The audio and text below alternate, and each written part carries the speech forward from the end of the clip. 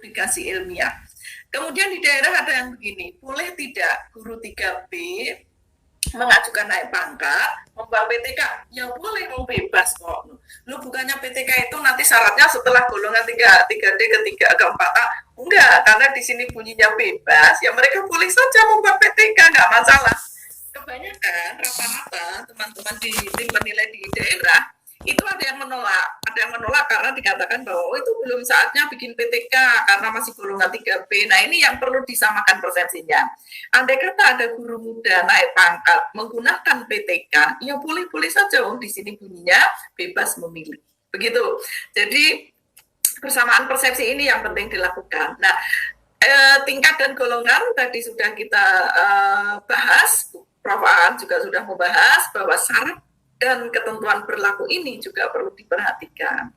Penelitian ini bukan berarti harus PTK, karena di dalam buku 4 tidak disebut khusus PTK, tetapi minimal adalah satu penelitian, satu laporan penelitian. Artinya, andai kata teman-teman guru itu membuat penelitian yang non-PTK, tetapi itu terkait tupoksi kita sebagai guru, dan itu ada action di kelasnya, misalnya eksperimen, ya, misalnya melakukan eksperimen yang paling sederhana, pre-eksperimental desain misalnya, ya sudah boleh, begitu. Nah, artinya tidak harus PTK, sehingga kadang di daerah ada yang begini, kalau tidak membuat PTK itu tidak diterima karena katanya harus PTK. Padahal di buku 4-nya bunyinya bukan PTK ya, bunyinya adalah satu laporan penelitian. Termasuk di dalamnya adalah PTK, begitu. Nah, cuma yang paling mudah sebetulnya yang dilakukan adalah PTK. Oleh sebab itu seolah-olah seperti bahwa penelitian itu hanya PTK. Padahal enggak, gitu. Nah, ini yang perlu disamakan persepsinya juga oleh teman-teman semuanya. Nah, kita skip di sini.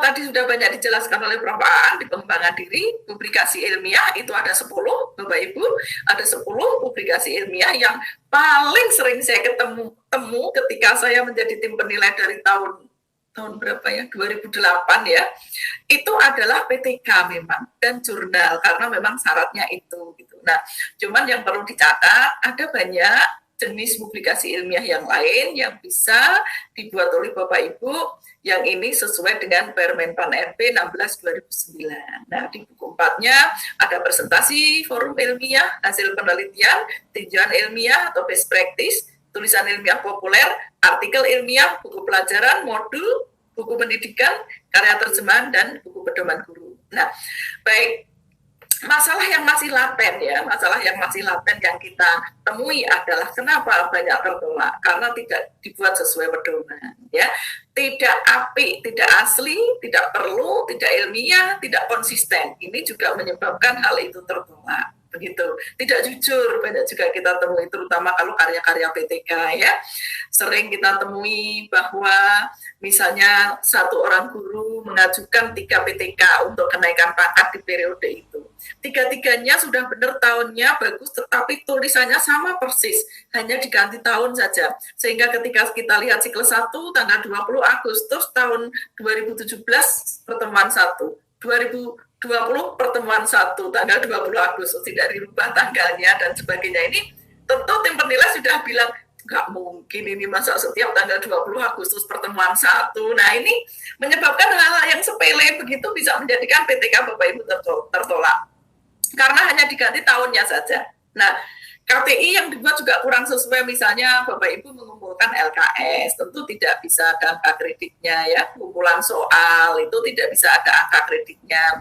Kiat sukses mengerjakan UN itu tentu tidak ada angka kreditnya karena isinya hanya bank soal misalnya. Nah, kemudian juga lampiran-lampiran yang tidak lengkap itu juga menyebabkan tertolaknya karya Bapak Ibu semuanya. Nah, karya ilmiah, baik publikasi ilmiah maupun karya inovatif, bisa dinilai secara bersama, dibuat bersama maksimal 4 orang. Ini juga sudah kita sering katakan. Kemudian bolehkah kalau misalnya naik pangkat itu hanya dari karya inovatif saja? Yang dibutuhkan kalau karya inovatif saja harus maksimal 50. Tetapi kalau publikasi ilmiah semua boleh, tapi kalau karya inovatif semua tidak boleh. Nah, ini yang perlu dibuat catatan ya. Nah, syarat untuk golongan 3D ke atas, Bapak Ibu yang perlu dicatat adalah anekata. Bapak Ibu itu membuat diktat, karya terjemahan, tulisan ilmiah populer, itu paling banyak ketika mengajukan kenaikan pangkat 3D ke atas, itu maksimal 3. Gitu. Sehingga kalau misalnya punya artikel 5 diajukan semua yang dinilai hanya 3. Demikian pula buku pedoman guru 1 periode kenaikan pangkat maksimal 1. Nah, ini juga ada di buku 4-nya sudah ditulis demikian. Kita ke presentasi forum ilmiah, Bapak Ibu. Presentasi forum ilmiah itu kita memaparkan karya kita, cuma angka kreditnya sedikit ya. Yang saya cermati adalah posting, ini saya jadikan catatan ya. Banyak teman-teman guru mengumpulkan postingnya saja. Berarti itu baru makalahnya. Syarat yang lain belum ada. Nah, loh Prof, ini kan posting ini sudah diakreditasi internasional, bahkan di Scopus. Oke, itu makalahnya gitu. Tapi syarat lainnya harus ada. Apa itu? Nah, syarat lainnya ini perlu. Jadi di posting itu tetap di makalahnya disahkan oleh kepala sekolah. Kemudian ada surat tugas, surat undangan sebagai pembicara. Ada surat tugas dari kepala sekolahnya. Ada sertifikat atau piagamnya. Nah, ini kebanyakan teman-teman guru hanya mengumpulkan jilitan postingnya saja.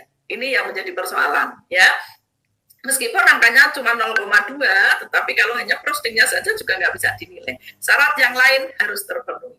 Nah, PTK ini yang paling banyak tertolak, Bapak Ibu. Kenapa? Rata-rata karena banyak copy paste. Rata-rata banyak saya temukan datanya tidak asli, ya, tidak sesuai. Misalnya foto itu ada seorang guru mengajukan PTK 3 tahun, fotonya sama semua. Posisinya juga sama semua, kelasnya juga sama. Apa itu 3 tahun orang nggak naik kelas ya gitu kan? Coba di logika saja kan kita sudah ngerti gitu ya. Artinya kalau kelasnya sama, kemudian 3 tahun fotonya ya di situ-situ juga, anaknya itu juga, berarti ini nggak naik kelas ini di situ gitu ya. Kelas 7 terus orangnya itu terus. Nah, ini kelas 10 orangnya itu terus. Nah, ini berarti dia nggak naik pangkat, nggak naik kelas selama 3 tahun begitu. Nah, ini yang tim penilai ketemu yang seperti itu saja, itu sudah bisa menyebabkan PTK itu tertolak, Bapak Ibu. Nah, oleh karena itu, Bapak Ibu, teman-teman, silakan. Mari kalau kita membuat, karena penilaian angka kredit khusus untuk pengembangan profesi, itu kan keaslian dan kemanfaatan. Itu fokusnya ya.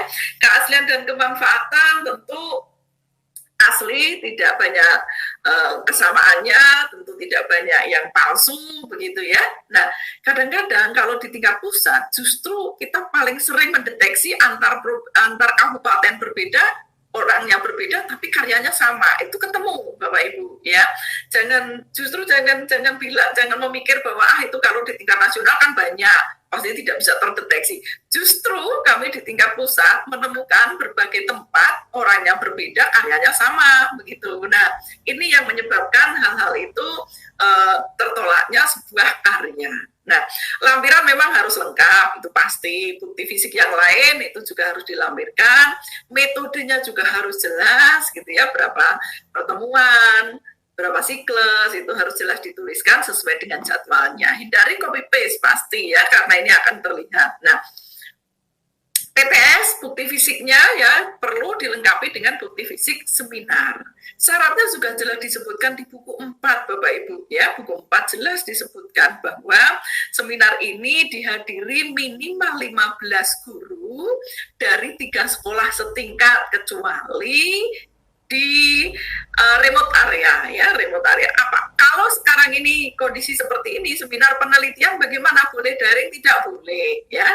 Dan itu bukti fisiknya juga tetap ada presensinya, Google Form-nya, ada foto screenshot-nya, begitu ya. Itu bisa disiasati, bisa dilakukan dengan cara seperti itu. Bukti fisik tentu saja Bapak Ibu saya mengharapkan Bapak Ibu menyimpan dalam bentuk hard copy dan dalam bentuk soft copy, karena kita tidak mau kalau suatu saat bukti fisik kita terselip begitu, kemudian kita nggak punya lagi, itu sudah menjadi kendala. Nah, teman-teman sebaiknya tetap menyimpan dalam 2 bentuk, sehingga ketika kita lacak dan kemudian terselip, kita masih punya arsipnya. Baik, PTK itu atau penelitian itu juga bisa dibuat buku dan ditulis dalam jurnal ilmiah. Nah, ini catatan saya untuk PTK yang dibuat buku yang sering saya lihat adalah laporan PTK yang panjang itu hanya di layout kecil kemudian diberi judul buku. Nah, ini yang tidak bisa dinilai. Buku adalah sesuai kaidah penulisan buku. Tidak mungkin di dalam buku itu ada babnya, ya ada babnya misalnya bab di dalam buku itu metode penelitian, nggak mungkin karena buku ini bukan penelitian. Jadi harus kata kalimatnya harus memang disusun ulang begitu. Yang terjadi adalah banyak juga kepala sekolah pengawas membuat buku dari hasil PTK PTS, guru juga, tetapi hanya melayout, hanya merubah bentuk dari bentuk yang panjang dikecilin jadi buku. Itu namanya tidak membuat buku tapi membuat layout gitu. Nah, jadi ini yang perlu dipahami oleh teman-teman semuanya. Baik, ini tadi catatannya, jadi kita tidak hanya melayoutnya, tetapi juga menulis ulang, ya menulis ulang karena kaidah menulis buku dan kaidah menulis penelitian tentu hal yang berbeda. Mulai dari judul juga berbeda. Nggak mungkin sebuah buku judulnya sama persis dengan judul PTK-nya. Nah, itu menjadi bukan buku banget gitu ya, hanya merubah layout saja. Kemudian bukti fisik kalau buku tentu kami berharap bahwa bukunya itu asli, tetapi kalaupun terpaksa harus fotokopi, harus meyakinkan tim penilai bahwa memang itu asli. Nah, kita skip bukti fisik ini, Bapak Ibu saya berharap bisa membaca nanti materinya khusus untuk bukti-bukti fisik itu. Kemudian kita beralih pada jurnal. PT penelitian itu bisa juga dimuat dalam jurnal ilmiah. Begitu. Nah, jurnal ilmiah untuk guru maupun pengawas sebetulnya aturannya sama gitu ya. Karena di sini ada juga beberapa teman pengawas yang ikut. Nah, jadi jurnal ilmiah yang bisa diberi angka kredit tentu lembaga yang jelas. Pertama kali tim penilai menilai jurnal yang dilihat apanya lembaganya. Lembaga penerbit jurnal itu mana? Itu pertama kali dilihat oleh tim penilai. Ketika lembaganya itu terbaca yayasan, CV, PT, koran, kemudian LSM, dan itu tidak melakukan kerjasama dibuktikan dengan MOU atau surat kerjasama dengan lembaga yang bisa menerbitkan jurnal, maka kita sudah langsung menolak itu jurnal itu gitu. Kenapa? Ya karena memang lembaganya tidak kredibel gitu. Lembaganya tidak kredibel. Nah, ini hal yang perlu disadari oleh teman-teman semuanya. Lembaga yang kredibel itu yang seperti apa? Institusi, kementerian, institusi pendidikan perguruan tinggi, bukan sekolah ya, perguruan tinggi baik negeri maupun swasta, dinas pendidikan, asosiasi profesi, LPMP, P4TK, diklat itu semuanya boleh, tidak harus kerjasama dengan siapa-siapa boleh.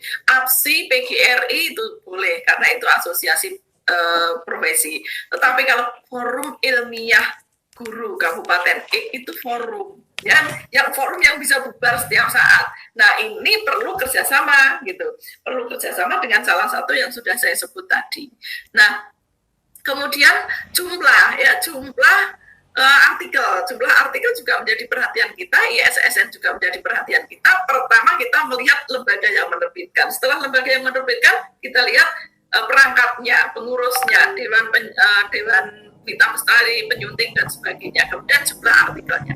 Yang perlu diperhatikan Bapak Ibu di catatan ini di dalam buku 4 saya copy ya. Jika satu artikel ilmiah sama, sangat mirip tetapi dimuat di berbagai jurnal, maka kita akan memilih salah satu artikel yang angka kreditnya paling tinggi. Tetapi sebaliknya, jika dalam satu nomor terbitan jurnal itu seorang guru menulis lebih dari satu artikel dimuat bersama di dalam satu terbitan, maka dua-duanya tidak dinilai. Nah, ini menjadi catatan yang harus kita perhatikan. Kemudian kalau kita bilang best practice, yang menjadi persoalan adalah best practice itu ketika dipakai untuk lomba, menang, kemudian dikumpulkan begitu saja untuk naik pangkat, banyak yang tertolak. Kenapa? Karena tidak lengkap, lampirannya nggak ada, hanya 15 halaman. Loh, itu kan sudah menang di tingkat nasional, Bu. Betul. Tingkat nasional Anda datang, Anda presentasi, Anda menjawab, Anda klarifikasi, Anda mendemonstrasikan di depan tim juri. Tetapi PAK kita nggak ketemu. Jadi kalau hanya yang dipakai untuk lomba 15 halaman itu, pasti kami akan menolak. karena kita nggak ngerti apa yang dilakukan begitu. Nah ini banyak sekali diprotes oleh teman-teman guru, padahal sudah menang untuk lomba, tetapi kenapa ketika dipakai untuk naik pangkat tertolak? Karena tidak ditulis ulang gitu.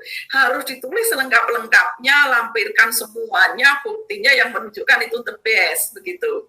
Kenapa? Karena Anda nggak datang di hadapan tim PAK, tapi datangnya di depan juri yang kemarin sudah diikuti. Nah ini persoalan yang perlu disikapi oleh teman-teman semuanya.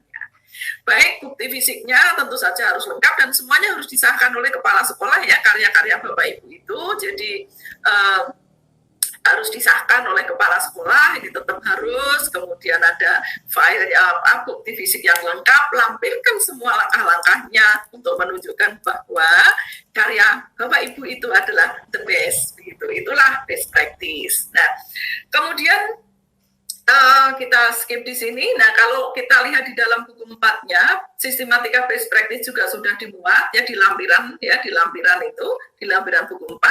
Jadi sebetulnya Bapak Ibu juga bisa melihat ke sana. Silakan, sistematikanya ada di sana. Kemudian bukti fisiknya Bapak Ibu yang harus siapkan. Tetap saya menganjurkan untuk menyimpan dalam 2 bentuk, hard copy dan soft copy. Mudah-mudahan bisa dilakukan karena ini akan menguntungkan kita. Yang penting sekarang adalah tulisan ilmiah populer yang di Jawa Tengah menjadi trending topik. Bagaimana saya dihujat karena tulisan ilmiah populer ya, karena begini Bapak Ibu, tulisan ilmiah populer yang saya cermati di Jawa Tengah itu tidak memenuhi sebagai karya tulis ilmiah populer ya. Mereka menulis hanya kecil-kecil, sedikit-sedikit, seperti surat membaca, dimuat satu halaman bisa lebih dari 30 atau 40 orang, dan itu hanya suplemen, tidak beredar, hanya dikirim kepada guru yang menulis. Itu namanya bukan koran, karena tidak beredar. Itu hanya guru saja yang memiliki. Padahal maksud tulisan ilmiah populer itu adalah agar diketahui khalayak ramai gitu ya, agar diketahui oleh, ya kalau memang beredarnya media Indonesia di tingkat nasional ya beredar tingkat nasional gitu. Kalau memang beredarnya di tingkat provinsi ya harus beredar di tingkat provinsi gitu. Nah yang terjadi, tulisan itu hanya tidak diedarkan oleh orang yang bersangkutan, disuplemenkan, kemudian dikirim kepada guru yang nulis, masyarakat nggak ngerti, jadi percuma ilmunya, masyarakat tidak mengerti. Nah ini yang perlu dicermati. Sehingga kami tim penilai bersepakat bahwa artikel di koran itu adalah artikel yang normal. Artikel normal itu seperti apa? Ya minimal 5.000 karakter termasuk spasi gitu ya, terbit normal di halaman koran yang normal bersama dengan fitur-fitur yang lain ya, tidak sendiri suplemen dikirim ke guru, masyarakat nggak ngerti, bukan begitu ya. Nah ini kemudian distribusinya juga harus sesuai, kalau memang beredarnya tingkat provinsi ya harus diedarkan tingkat provinsi, sehingga kalau di Jawa Tengah banyak tulisan kecil-kecil begitu kami tolak dengan 10 Charlie, tidak memenuhi syarat edarnya begitu. Nah sertakan korannya, pengesahan tetap harus ada dari kepala sekolah ya, bukan sedikit-sedikit 180 kata seperti surat membaca, bukan seperti itu. Nah ini sebetulnya hal yang perlu dicermati bagi teman-teman yang fenomena-fenomena seperti ini, tolong mulai diperhatikan. Nah memang kerjasama dengan wartawan ya silahkan, pelatihan dengan wartawannya boleh, bagus gitu, tetapi terbitnya normal gitu. Kan tidak harus sehari terbit bareng, sehari boleh kok terbit 4-5 di beda halaman, itu boleh, tergantung korannya gitu. Tapi jangan suplemen, jangan diterbitkan bareng 30 guru, 40 guru, hanya suplemen dikirim ke guru yang bersangkutan tapi tidak diedarkan. Ini yang menjadi tulisan ilmiah Bapak Ibu di koran itu tertolak gitu. Nah, sama saya juga berharap disimpan dalam soft copy, di scan atau apa tulisannya itu. Nah itu silakan bisa diikuti, biasanya ada linknya koran-koran sekarang ya, angka kreditnya 1,5 dan 2. Kemudian di sini artikel non penelitian, artinya artikel gagasan yang dimuat di jurnal ilmiah. Jadi sama syaratnya. Jadi artikel di jurnal itu bisa berisi penelitian dan bisa berisi non penelitian. Nah, oleh sebab itu, yang artikel hasil riset itu angka kreditnya lebih tinggi, dan artikel non riset itu angka kreditnya lebih rendah, tapi terpaut hanya sedikit saja, Bapak Ibu nggak masalah. Nah, Bukti fisiknya juga jurnalnya yang dikumpulkan, banyak juga yang mengumpulkan hanya fotokopi tulisannya sendiri, tidak dikumpulkan jurnalnya. Itu kami juga tidak bisa menilai karena kami tidak mengetahui apakah betul tulisan yang terbit dalam jurnal itu atau tidak. Nah ini, jadi kalau mengumpulkan jurnal ya harus satu jurnalnya dikumpulin semua gitu, satu bundle itu, satu buku itu gitu. Nah, Bapak Ibu, ini angka kredit yang untuk jurnal yang gagasan 2, 1,5, 1. Kalau yang untuk hasil riset 3, 2, dan 1. Kemudian kita berbicara buku pelajaran. Nah, buku pelajaran ini juga sesuai dengan tupoksinya Bapak Ibu. Jadi kalau Bapak Ibu mengajar PKN misalnya, yang membuat bukunya buku pelajaran PKN. Boleh tidak guru PKN membuat buku bahasa Indonesia? Boleh, tapi nggak bisa dapat angka kredit kalau dipakai naik pangkat gitu ya. Terus buku tesis, disertasi, boleh tidak dibuat buku? Boleh, tetapi nggak dapat angka kredit karena nggak ada slotnya di situ gitu. Bahkan saya pernah dikritik, undang-undang saja membolehkan kok, kenapa tim PAK nggak boleh? Ya aturan undang-undang dan aturan PAK kan berbeda begitu ya. Nah tapi oke lah, nggak apa-apa, itu memang harus menyamakan persepsi di banyak hal ini begitu. Nah baik, kemudian ada sistematikanya Bapak Ibu di buku pelajaran itu di buku 4 sudah ada sistematikanya, Bapak Ibu tinggal menyesuaikan saja. Selain itu, bukti fisik tetap saya berharap bisa menyimpan 2 dalam bentuk file karena pengalaman saya sebagai tim penilai ketika ada yang terselip diminta kembali sudah nggak punya bukti fisiknya. Ini alasan yang kadang-kadang membingungkan. Saya punya buku itu saya bangga banget saya mah tak simpan-simpan gitu. Kalau bahkan tak kasih ke teman-teman, jadi punya lebih dari 1 kan begitu ya, sehingga kalau terselip pun kita masih punya. Tetapi kadang-kadang teman-teman guru kalau ada yang terselip sudah bilang, sudah nggak ada bukti fisiknya, sudah hilang, sudah ini. Nah ini kalau menurut kami itu satu hal yang aneh begitu ya. Nah modul dan diktat Bapak Ibu nilainya kecil memang ya, nilainya kecil. Modul itu petunjuk yang disusun sedemikian rupa sehingga bisa menyerap sendiri materinya. Kemudian kalau diktat itu untuk memperkaya materi. Kalau modul itu dibuat hanya dipakai sekolah, nilainya hanya setengah, dipakai di tingkat kabupaten nilainya 1, di tingkat provinsi nilainya 1,5. Nah ini perlu diperhatikan bahwa syaratnya adalah kalau dipakai di tingkat kabupaten ya ada pengesahan dari kepala dinas tingkat kabupaten, di tingkat provinsi ya ada pengesahan kepala dinas tingkat provinsi begitu. Nah kira-kira seperti itu sistematikanya. Di tingkat provinsi 1,5, tingkat kabupaten kota 1, tingkat sekolah hanya 0,5. Ingat tadi membuatnya hanya boleh 3 setiap mengajukan kenaikan pangkat 1 tumpuk itu ya hanya boleh 3. Karena apa? Karena memang di dalam buku 4-nya disebut seperti itu, maksimal 3. Nah Bapak Ibu, buku bidang pendidikan ini yang perlu kita samakan persepsinya. Banyak teman-teman guru, pengawas, kepala sekolah membuat buku, maunya diajukan sebagai buku bidang pendidikan, tapi isinya success story, isinya cerita perjalanan menjadi guru berprestasi, isinya cerita perjalanan menjadi pengawas berprestasi. Ini tidak bisa, itu bukan buku bidang pendidikan, itu adalah buku biografi. Nah ini yang menyebabkan banyak juga ditolak karena buku bidang pendidikan itu ilmu ya, ilmu yang bisa, ilmu pengetahuan yang bermanfaat untuk masyarakat umum, itu maksudnya. Nah, kemudian setelah buku bidang pendidikan, kita akan berbicara tentang karya terjemahan. Selama saya menjadi tim penilai, belum pernah saya menilai karya terjemahan, artinya Bapak Ibu belum pernah ada yang mengajukan ini, gitu. Nah, tapi kalaupun memang nanti ada, silakan nanti boleh didiskusikan. Tapi selama saya menjadi tim penilai, belum pernah ada yang mengajukan karya terjemahan ini. Kemudian Bapak Ibu, buku pedoman guru, tentu ini adalah tugasnya Bapak Ibu. Bagaimana tugasnya Bapak Ibu setahun?